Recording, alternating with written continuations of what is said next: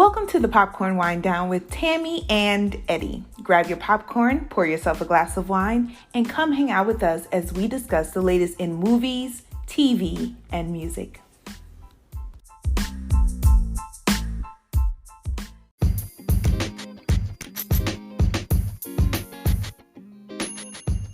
Hello, and welcome to this episode of the Popcorn Wine Down. I'm Eddie. And I'm Tammy.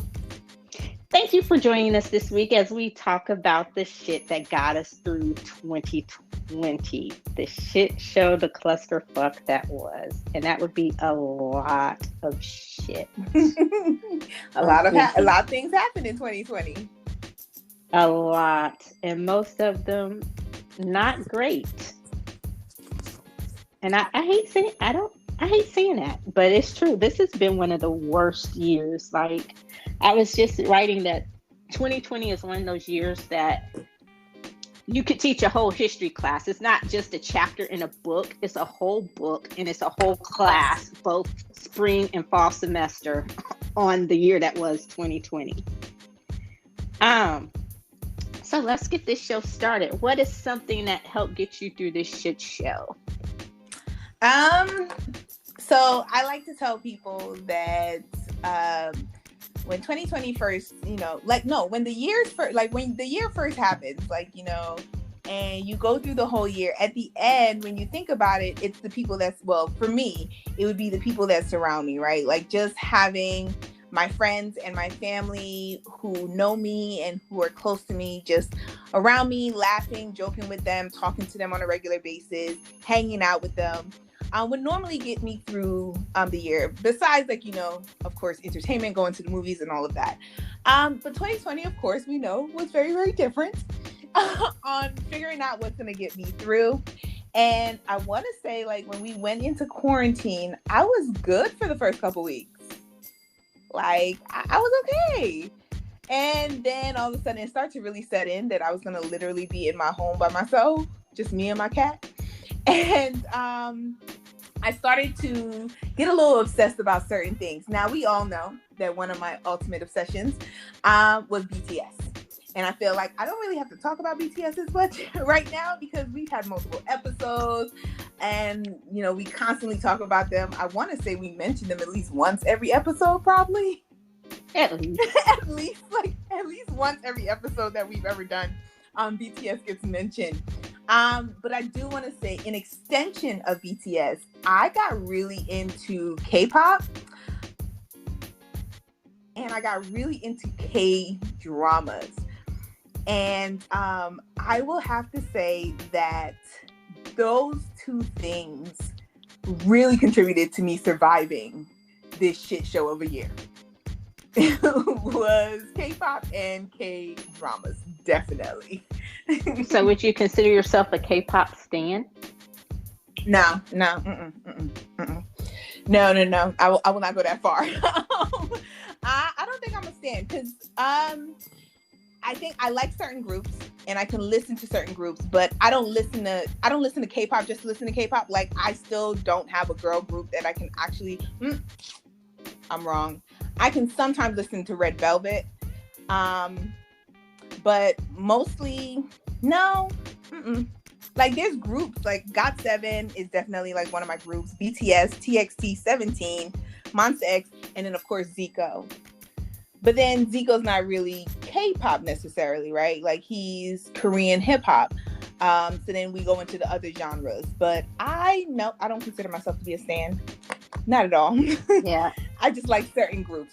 Yeah, I'm with you. I've become a bigger fan of K-pop in general. I remember one of my best friends wanted to move to Korea. She was talking about it, and I was like, okay. And I think I'm one of those people who I didn't really have a negative outlook or stereotype about it. It's just me being me, I researched, Korea and life in Korea, especially as a Black person. And so I was like, oh, okay. I said, are you sure you want to live here? And then one of the first things I said is, how are you going to listen to K-pop all the time? And now, it's like one of my favorite types of music genres. But I'm with you. There are certain groups that I listen to. I don't listen to it just to listen to it, but I will try out a new group to say, yeah. And I guess I'm just like that with all sorts of music. So not only has it just been K-pop and my love of BTS, like I've definitely become a bigger fan of BTS. It's been discussed many times, so we don't really have to talk about them too much. But throughout the year, and a bigger fan just of music in general. And when we went through, the Spotify wrap up, when it said how much music I listened to this year and all the different genres I listened to, I was just like, what? And I didn't really remember. And I guess it was like 700, right? And I was like, really? And I've listened to so much music I've forgotten. Like, I'll go back and I'll listen to a song. I'm like, I really do like this song. I was like, I think I might need to just start writing it down or something, because I'm one of those types of people that it'll come up. Something will come up and they'll be like, oh, you might like this artist. And I'm like, okay, let me try them. And I'll listen to them. And I'm like, okay, yeah, I like them. Or I'll be like, oh, no, I don't. And then I'll see more artists that are similar. I'm like, well, I didn't necessarily like this person. Maybe I like this person or this group. And so, I'm always on the hunt for new music. And I wake up in the morning, I'm one of those people who will just turn on music to have it in the background. And I listen to all genres. So music on top of K-pop has been one of the things that's gotten me through this year, as it normally does. But I think I've relied on it more so than anything else. Now, as far as K-dramas, I have not quite fallen down that rabbit hole. I consider them to be on most of them. Let me rephrase.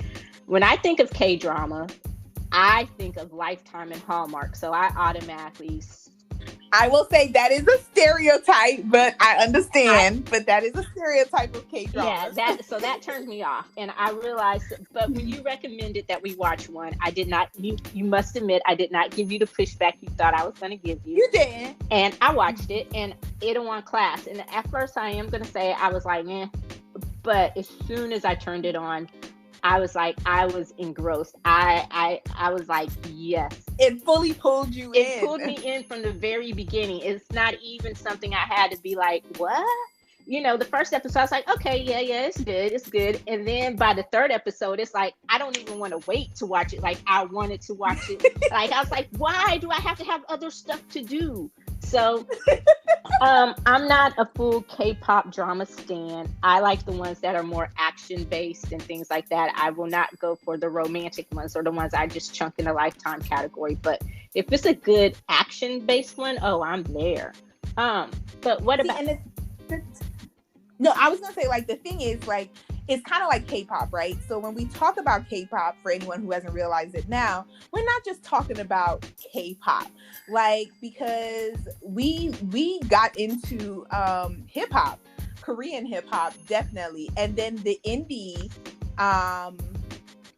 artists as well. Like, there are some artists that are not as well known, but who can sing, like, they're just absolutely phenomenal, and they're already like on my playlist and everything like that. And I think the same thing with K-dramas. Like, when people hear K-dramas, like, you do think like the Lifetime, dramas and everything like that, where it's the same storyline over and over again.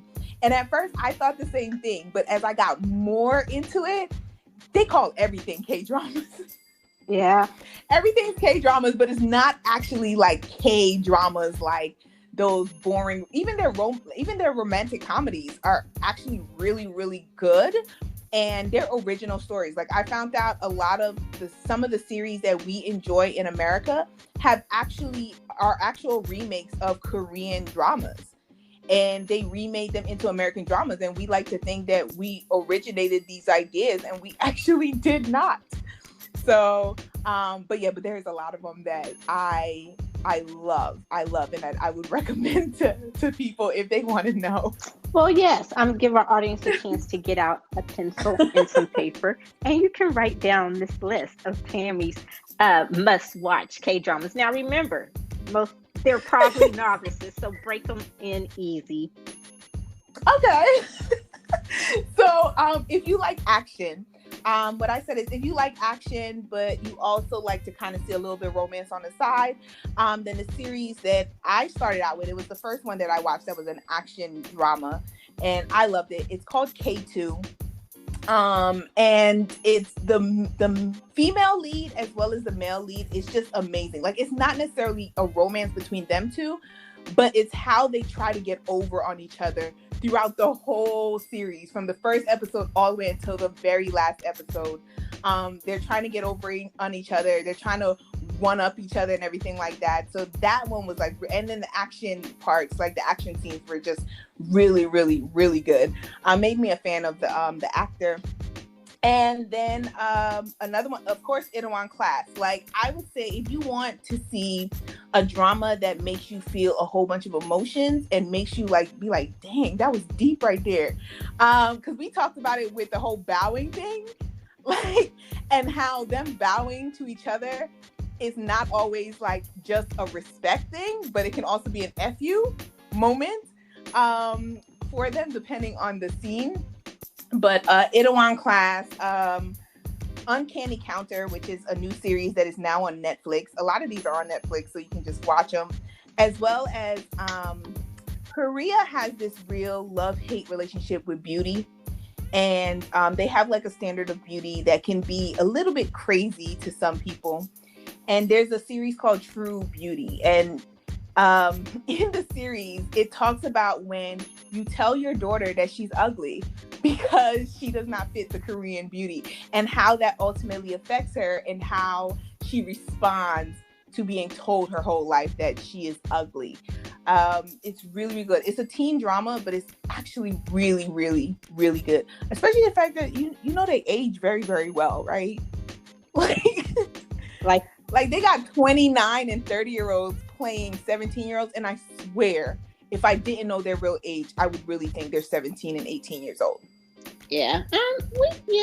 We have some of that here, but not. It doesn't always work. We do, but it's just very interesting. But those would be the series that I would say start out and then see how it goes from there.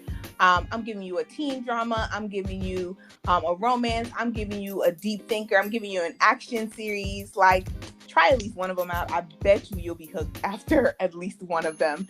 And then you come back and say, Tammy, you were right. Okay. You were right. Now, one thing I would like to say is I would love to say that books and reading got me through 2020. Anyone who knows me knows that I'm an avid reader, and you would have thought that this year, especially with everything being shut down, and I normally read a lot during the summer because there's so much going on through the fall that normally the summer, there's not a whole lot of TV or whatever. It's normally the time when I just catch up on all my reading.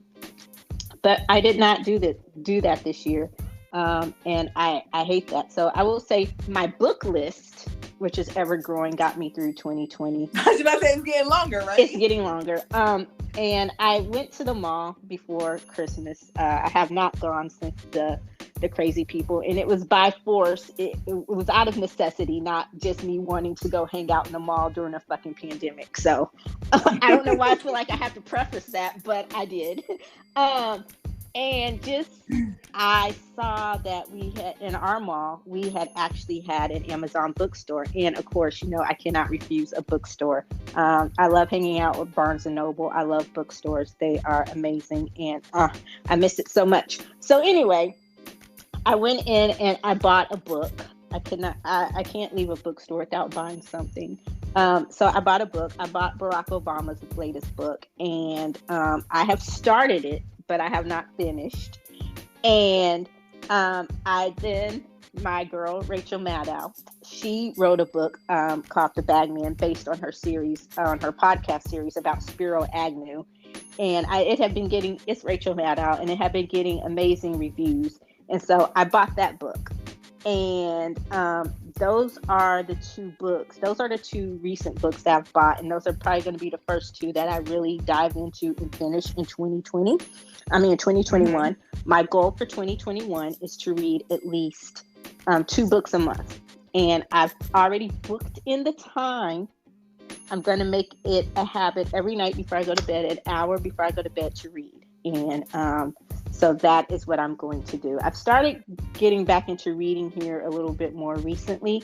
So, but now that I've put it out there for the world, but now that I put it out there, I have to do it. I'm going to hold myself accountable to that. And also finally coming up with a plan to build out my bookshelf that I've been talking about. That bookshelf. Well, when the guy came over, you were here, so we are going to. Yes, you did. Yeah, I did hear you talking to him about it. We are actually going to build it, and that was part of the thing. Was just the pandemic and having people in and out of the house and stuff like that. So that's part of the reason why it's taken so long. But I actually figured out how I wanted to do it, and he's really good about that kind of stuff. So I know he'll help me and tell me if my plans are not right, or help me, get it done. So that is something that. Those are my two things. But yeah, I'm just sad that I haven't read as much as I normally would. And I guess that's my pandemic blues. I'm an introvert. Not reading everything that you'd want to read. Yeah, I'm an introvert by nature. A lot of people, even like today, I was talking to my best friend and we were talking about stuff, and I'm like, I'm shy, and she's known me since I was 5 years old, and she's like, you're not shy, and I'm like, that's because you know me, fool. But I'm like, I am shy, I am quiet generally, and so I'm an introvert by nature. And I've made it a habit to just try to get out and do things. Like I would be that person who would call. I would tell you, yeah, I'm going. I'll be there. And then at the last minute, I would cancel, or just because I'm totally opposite of my mom. She loves to go. This has been driving her crazy, but I'm chill with being in my house. There's some places where I miss going, like we've talked about the movies and stuff like that. I've missed actually hanging out with my friends and going to brunches and doing stuff like that. But if I don't have anywhere to go or anything to do, I'm good with being at home. And so, but as far as the people who get you through, I've actually become closer to some of my friends, especially my family. As an only child, I really don't have friends. I have family or family. The people in my life, they are my chosen brothers and sisters. So I will say that I have become closer to a lot of them just because we've made it more of a habit to keep in touch and check on each other, mental and physical health and well-being. So I will say that's one drop of lemonade out of this shit show, sour ass lemon of a year is just actually in some ways bringing me closer to some of my friends or my family. So, that's pretty cool. What about you? What about your reading? Are you going to start? Yes. Okay, so I will say that I'm gonna jump on the bandwagon, and like I have a little itty bitty story on why.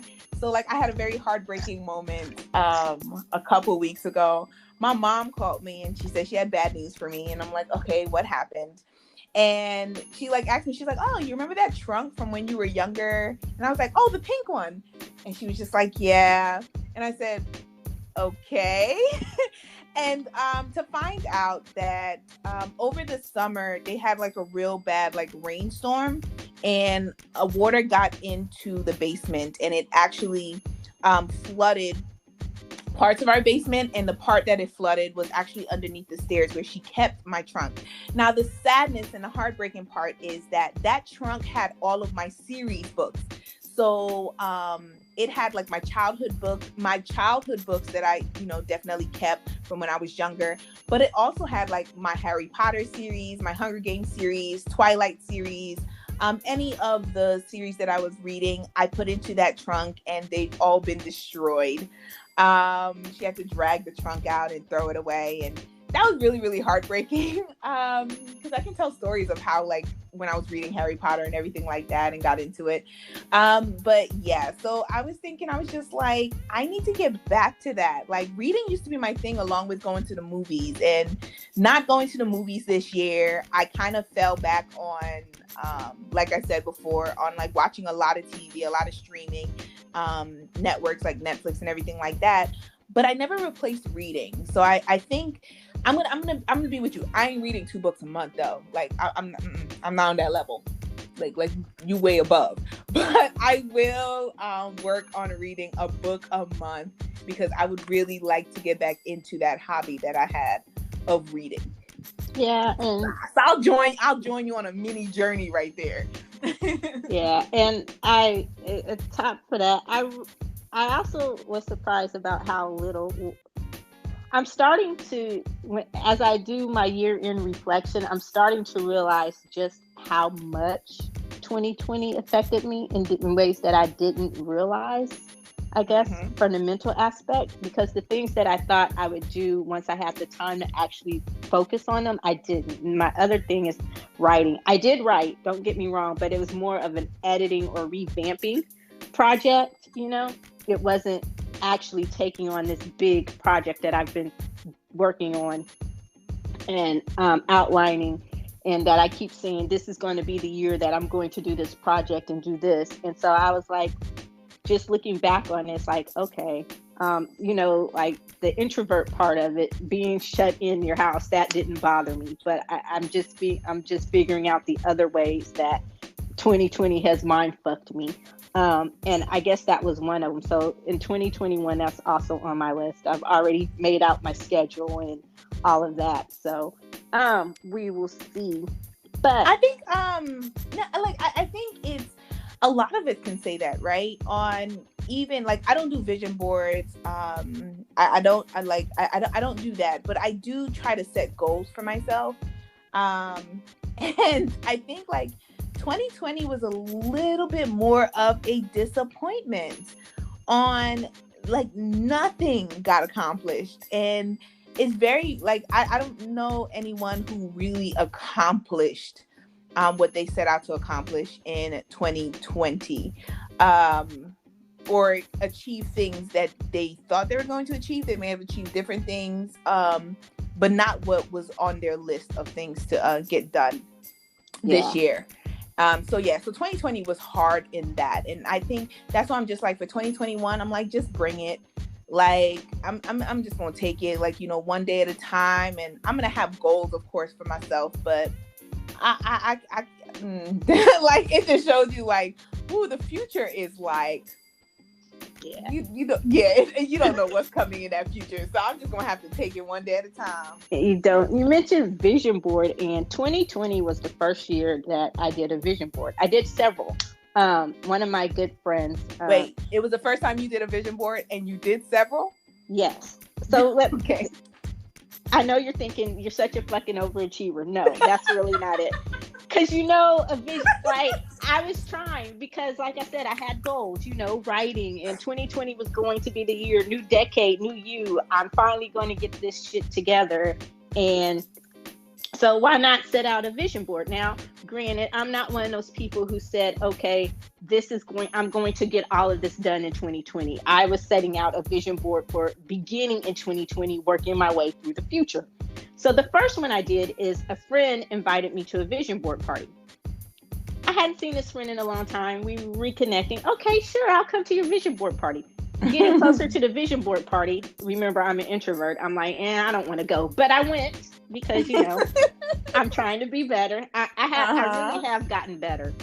Much, much better about not canceling and actually following through unless I don't feel well or we're in the middle of a fucking pandemic and you want to do something stupid. But, you know. But so I went to that, and it was just a standard vision board. Then my best friend, she's like, hey, let's do a vision board. And I'm like, okay, let's do a vision board. So we made a girls' day out of it. She came over, we ordered pizza, had wine, you know, had all the magazines. I have all these magazines, so we didn't have to do all that. So we're getting the vision board ready. And I'm like, well, since this is more of a personal thing, I created a vision book. I had all the stencils. I had all this stuff. I had it all mapped out. People. I created vision chapters. Like, it was amazing. And I'm like, I saw the book the other day. I'm like, I need to burn this piece of shit. Like, not that the vision has changed. Don't get me wrong. But I'm like, the one year that I actually make, you know. So my mom the other day she was saying that she got something and it has it's a calendar, a planner with a vision board thing in it, and I'm like, oh no, I'm done with those. Like, never again. I'm just gonna stick to my yearly goal list, and because I didn't do resolutions either, but I'm like, nah, I'm good on the vision board. I'm just gonna stick to my goals. So we will see. One of the other things that kind of got me through this shit show was politics, believe it or not. So I'll say politics / the news. I agree. You know, just but like, which are they like specific like shows that got you through more than others, or channels, or? I would say I am more, you know, obviously I lean more towards CNN and MSNBC. I like Don Lemon, but I would probably Rachel Maddow. She's my girl. I've been on Rachel since 2016. I think I needed some sanity, and she was one of the few people in all of this who she was always about watch what they do and not what they say. So I liked the fact that she never really got caught up in too many of the tweets and too much of the nonsense. And she tried to lift the curtain up as to what was going on behind the scenes, more so than just the superficial, the tricks, the things that they were doing to distract us, this administration, for the past 4 years. So Rachel Maddow has probably been like my sanity. And then here lately, she's just had no fucks to give. And she's just like, she just calls it out. You know, she can't say batshit crazy on TV, but she's just like, she just straight up one night said, that is so stupid. And I'm like, I'm with you, girl. So that, and also MSNBC, big ups. You know, they have a new president now, a Black woman who's heading up MSNBC. I saw that. So yes, shout out. And Joy Reid finally got her own primetime show. Shout out. Goodness, she deserves it. And hopefully this new female president, her name is Rashida Jones, not the daughter of Quincy Jones, but her name is Rashida Jones. Hopefully she will do what everyone in their world wants her to do, and that is, I hate calling for anyone's dismissal, but hopefully she will revamp Meet the Press. Let me leave it at that. Oh my God, yes, yes. Hashtag do something with Chuck Todd and just revamp Meet the Press. He is the worst. Meet the Press. He is the worst. And I would say replace him with a female, because so I am also like, I've been a huge like fan of MSNBC, even with all, they've made mistakes, of course, over the years and everything. But Nicole Wallace, that is my girl. Like, I love her. I loved her from when she was guesting on other people's shows. I was excited when she got her own show, and this year has been her year at MSNBC. Like, she went from just having 1 hour to now she's 2 hours, and I'm like, go ahead, girl, get your money. But yeah, like, definitely politics, and the fact of saying that a lot of these shows and these hosts, they called the bullshit. They definitely called the bullshit. Not to say that they didn't play into the nonsense as well, because at the end of the day, TV survives off of ratings. So I definitely understand that. But once they found out like it was just going too far, they really cut out. Like, they did not broadcast the ridiculousness that was going on, especially over the summer and when we were going through the whole COVID thing. But yeah, I agree with you on that. Like, politics definitely got me through 2020 as well. Yeah, and hopefully we can continue. Yeah, and that was, you know, that's one of the things I would say is MSNBC was great about not showing those stupid press conferences. Mm-hmm. They would show some of them, but then when they realized what they were, they're like, oh no, we're not doing this anymore. And they stopped. Yeah. And they stopped. And I would have to agree with you on Nicole Wallace. And I respect her, even though I have problems with the administration she worked for. We all do. But God, I wish they were back in charge. And that's a shame when you want the Bush-Cheney administration back in charge. But I've learned to respect her aside from her politics. And even though, and as a voice of Republican politics, or what used to be Republican politics, because I don't know what the fuck this is now. I've loved her since when it was found out that even though she worked on his campaign, she didn't vote. Oh my God, what's his name? Oh shoot. For Cheney? No, I mean, no. For McCain. Yeah, McCain. She didn't vote for McCain because she just could not see Palin in the position of vice president, and the hardship that she went through over getting to the point where she just could not vote, even though she was a part of the campaign. Like, I started to really gain respect for her then, because it says that she had principles. Yeah, and it kind of. Go ahead. No, I was gonna say I'm gonna nerd out on you. It goes back to what I am. It would not be a popcorn wind down episode if you did not nerd out on me. It goes back to what Washington said about party politics being the death of us, and how we shouldn't have party politics. And the more people ask, because we are a two-party system, it's either or. But I find myself being more independent in the fact that I don't always agree with everything Democrats do or say, but that's a different story for a different show. So whenever we can have a political show, let me know. I will be there. But so I have enjoyed watching that. I've enjoyed the Lincoln Project. All these former Republicans. Oh my God! Out, yes. Going. Twitter has been. Can I throw in Twitter into this that got me through 2020? Oh, yes. All of the hashtags, and not only political hashtags, but just the hashtags in general that have been created and trending the whole entire year of 2020. Like, that got me through. Waking up in the morning and checking what's trending and seeing all of these crazy hashtags that just made sense in this year. Yeah, I have to say Twitter also got me through. Yes, and going back to an earlier conversation, the K-pop stands saving democracy more than once. They're awesome. But yeah, and I hate seeing that, because even though I love politics and I am a news junkie, I've always been one. It's been more like that lifetime train wreck that sometimes I wish I could turn away from and just turn off. But you haven't quite been able to, just because it's like, if you turn it off, what's going to happen? Like, what are you going to miss? Or what are they going to do next? And we still have a little bit to go. 30 more days, I guess, of the shit show. Yeah. The shit show administration. Yeah, so, definitely. But I just think that overall, like, there's just so many things that I didn't realize how many things I really focused on this year that got me through the clusterfuck that is 2020. And things that I want to change. So I do have one question before we go.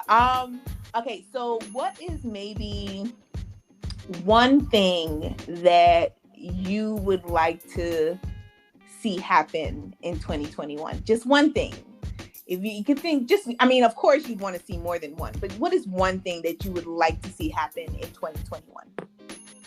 Personally or generally?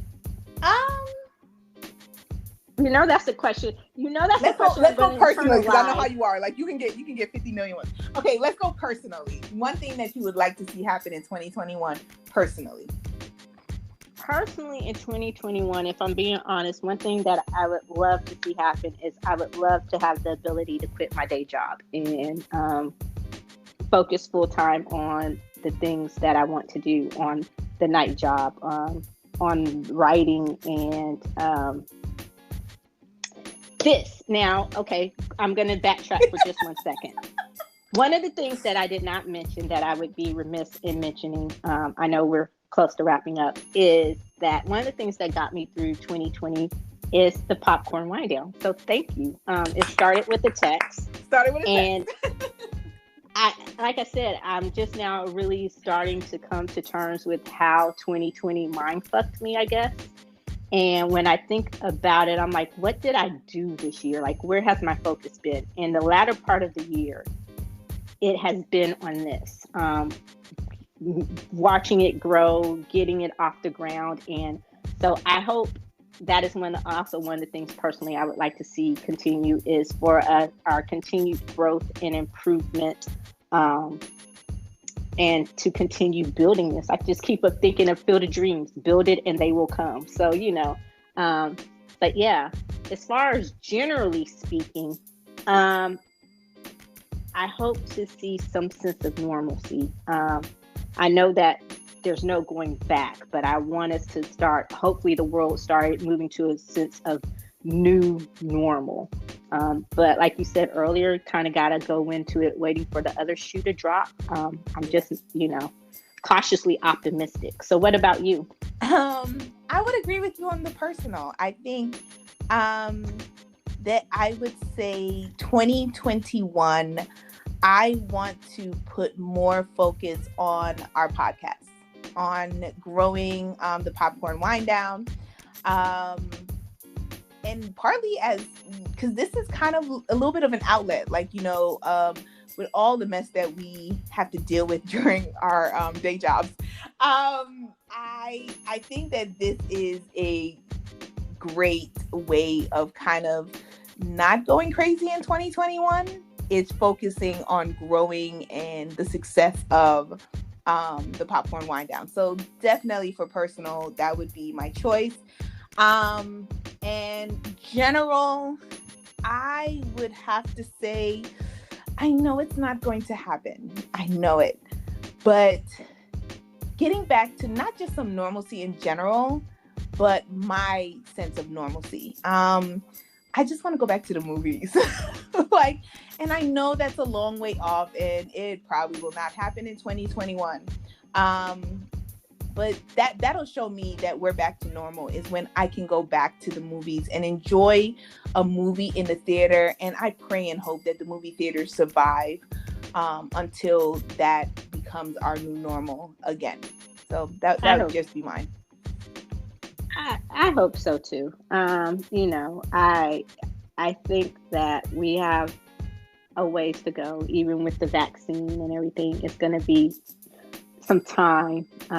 So hopefully by the 2021 wind down, the shit they got us through 2021, it will be that, we've been able to start returning to doing those things that we've wanted to do, that we've been able to maybe start traveling on a normal basis, or, we can legit plan our trip to Korea.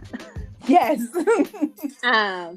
But, we'll see. We'll see what the rest of this has in store for us. So that does it for this episode of the Popcorn Wind Down. And I believe, if I'm not mistaken, we've officially wrapped our first season. Yes, our first season is now done. It's now over, and I would just say stay tuned to 2021 when our second season starts, of course, in the new year.